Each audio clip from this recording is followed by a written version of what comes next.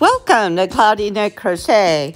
My name is Lori and I would love to crochet up a storm with you. So please subscribe and hit the notification bell. And if you like this video, please give it a thumbs up. Thank you. Coming up, WIP Wednesday.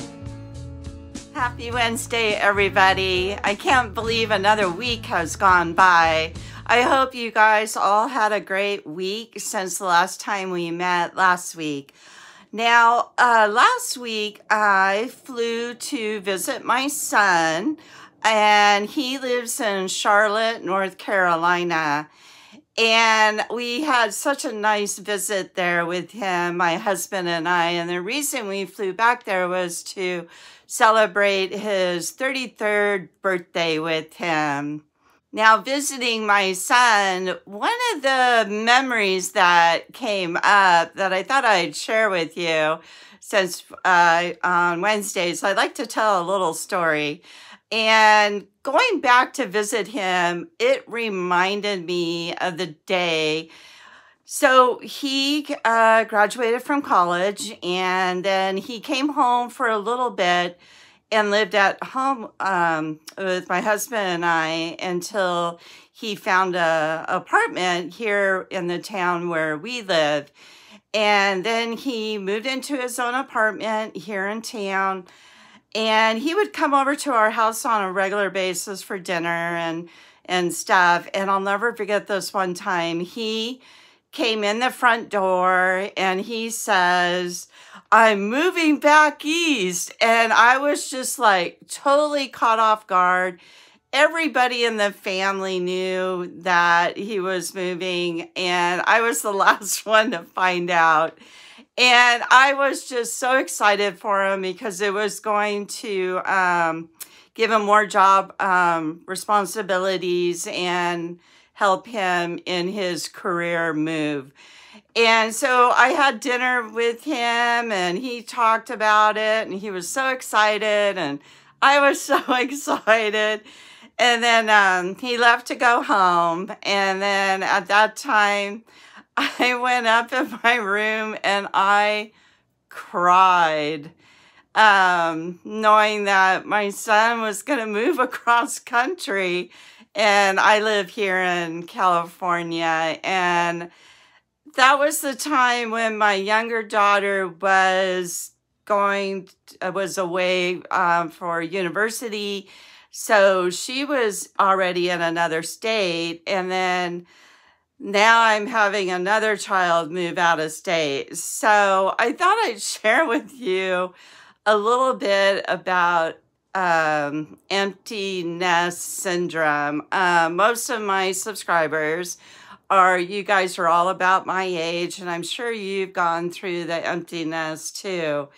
And so I found a website, and so I just thought I'd share this website with you. I'll link it in the description box below, and it actually has symptoms of empty nest syndrome.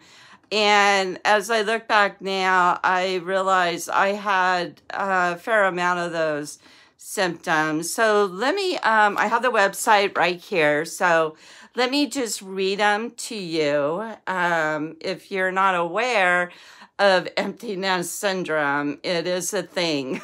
So this website is saying, what are the symptoms of empty nest syndrome? Loneliness. Following the departure of your beloved child, you may feel overwhelmingly alone. Emotional distress. Empty nest syndrome can be a roller coaster ride. A loss of purpose. And I can answer to that one. I remember after all the kids moved out, I felt that loss of purpose. I didn't have anyone to take care of. And my husband's like, "Well, you could take care of me." And I'm like, "Yeah, I know." And then it was shortly after that, I finally talked my husband into getting a dog. So I got a little puppy, and so I had more of a sense of purpose to take care of a puppy. And as I walk around outside, I always see like the senior citizens or walking, and they're walking their dog. It looks like a husband and wife walking their dog. And I just see that a lot. Once our kids move away, we get animals. And then another funny thing I notice is, so I have 3 kids. And so after they all moved out, my husband and I, we ended up with 3 animals. We have 2 cats and a dog. So I'm always joking that we're replacing our kids with animals. So I thought I'd share that with you too. Some of the other symptoms are fear of a lack of control. Yeah. Worry and anxiety. Yeah, I'm definitely a worrier. Depression. I did notice some depression when they all moved out. Grief. And then the last one says relief. So I thought that would be a good topic to talk to you guys about. I'm sure a lot of you have gone through emptiness syndrome too. So I'll leave that link in the description box below. Now let's talk about the positives of emptiness syndrome. There's always a positive. The room that I'm in right now is my craft room. I call it Anna's Nook, and this used to be my son's room. So when the kids move out and become adults and start their own life, we have so many things to be thankful for, that they're responsible and that they're able to care for themselves when they're away from home. I'm just so thankful that all my children are very responsible and very career-oriented and caring and loving. And I'm just, as a mom, I'm just proud of each and every one of my children for all their accomplishments. So anyway, now last week I read a poem that one of my daughters wrote. So I thought it would be appropriate to read the poem that my son wrote, since I just got done visiting him in Charlotte. So let me get that for you. Okay, so let me show you the letter. And there's a photo of me. And as you can see, I have no arms. So I don't know how I could crochet without arms. But maybe my arms are tucked behind my back. So anyway, let me read this to you. My mom is special because she does a lot of things for me. And she is the nicest mom in the world. I like it when my mom takes me and my sister to the movies. My mom can do many things. I think she's best at taking care of me. She's also good at cooking. My mom has a pretty smile. I like to make her smile by doing funny things and telling her a funny dream I had. My mom is as pretty as a rose in a beautiful garden. My mom is smart. She knows how to make pretzels in her bread maker. Love, Brandon. Okay, here's the date. He wrote this in the year 2000. So I have that in a frame, and I have it hanging up in my craft room. All right, now let's talk about my 2021 crochet alongs, the Mowgli and the Cool Crochet Society. Now, last week, I asked everybody who would like to participate to vote which one I should finish first. And the most votes that I got was the Mowgli crochet along. So in a little bit, I will show you the squares that I already have sewn together.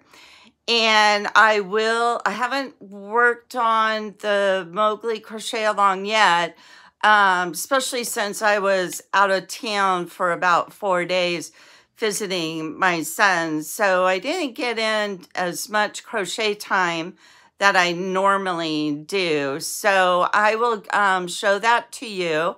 And then again, I will also give you updates on the Sophie's Universe, the mystery at Rosewood Manor, the Luck of the Draw 7. And then I wanted to also talk to you about, I've been working on a sweater for my son. When he was back here at Christmas time, I started the project because he was here, and I was able to try it on to see if it's going to fit right. And this pattern has a back panel and a front panel. So I was able to get the right adjustments on those panels before he went home. So then I started working up on his sleeve. And I'm like, okay, I got to fit the sleeve on him because he's 6 foot, real tall, and he has really long arms.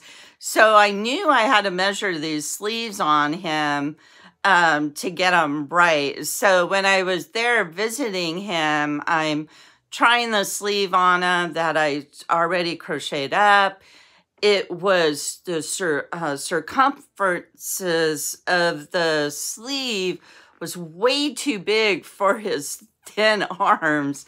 So I had to rip it out, and then I had to recalculate how to make the sleeve to fit him. And then I crocheted back up, tried it on him again, and then I made the sleeve way too long, probably by like 5 inches too long. So then I had to rip it out again, readjust it, and then start it up again. And so I think I got the measurements right this time. So next time I see him, I'll be able to try it on him and make sure it fits good for him.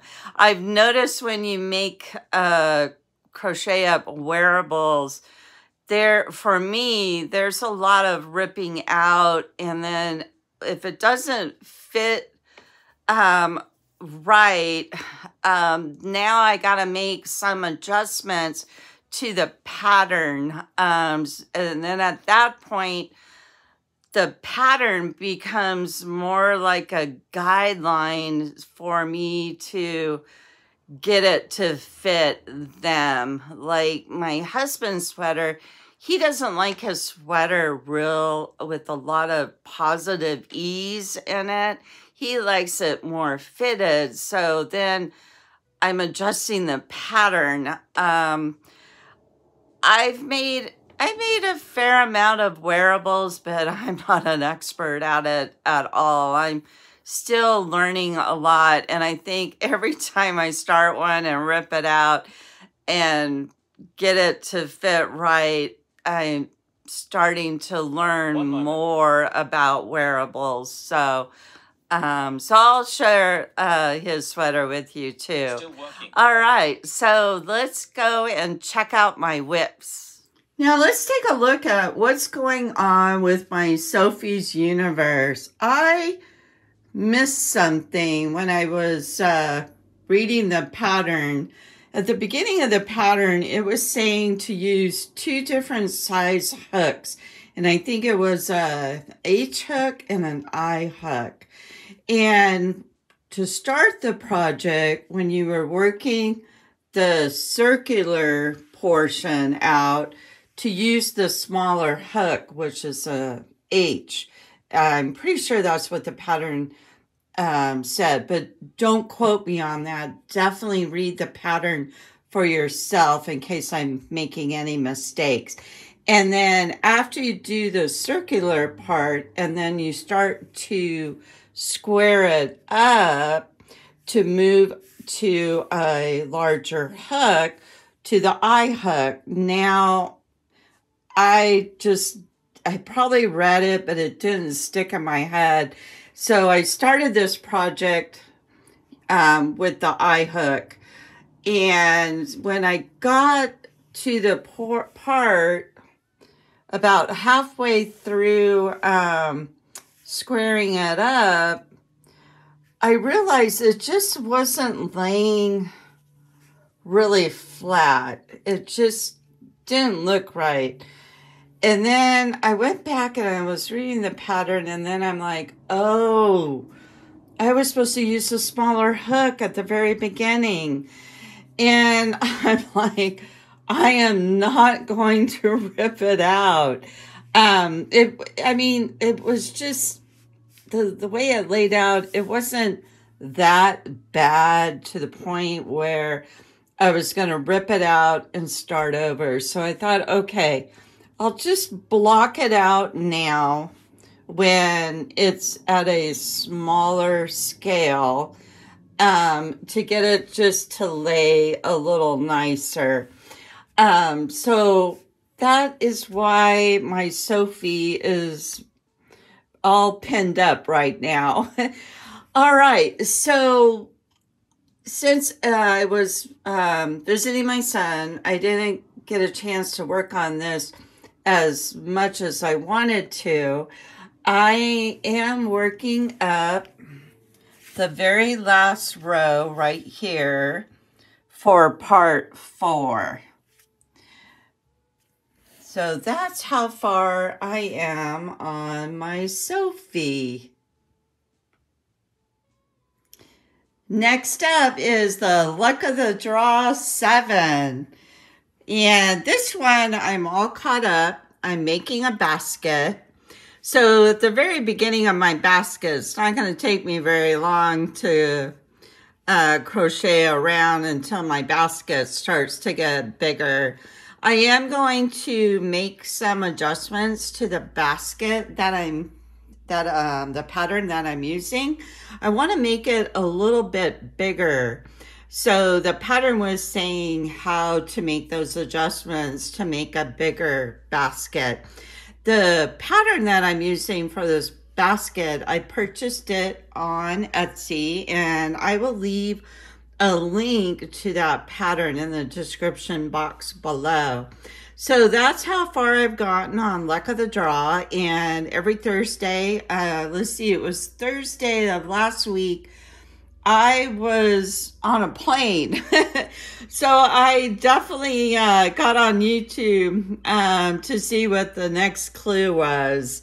Now on mine, I first started off the center just using a basic color right here. So this row here, this was week 1 draw for this color. And then week 2 was my main color. And I didn't buy enough of the colors, so I decided I'm not going to have a main color going throughout the pattern. The main color, which is the soft white color, is going to be one of my colors that they'll be drawing on a weekly basis. So I have a total of 8 colors with no main color. So that is my Luck of the Draw. Next up is the Mystery at Rosewood Manor Crochet Along. Oh my gosh, I am loving this crochet along. Every week we get our next clue along with the mystery story that we get to read, and we get to make choices of where the storyline is going. And so right here you see part 1, 2, and 3. And today part 5 will be coming out. We can only show our project 2 weeks prior to the next clue that's coming out. But I am all caught up on this, and I am loving the challenge of this crochet along.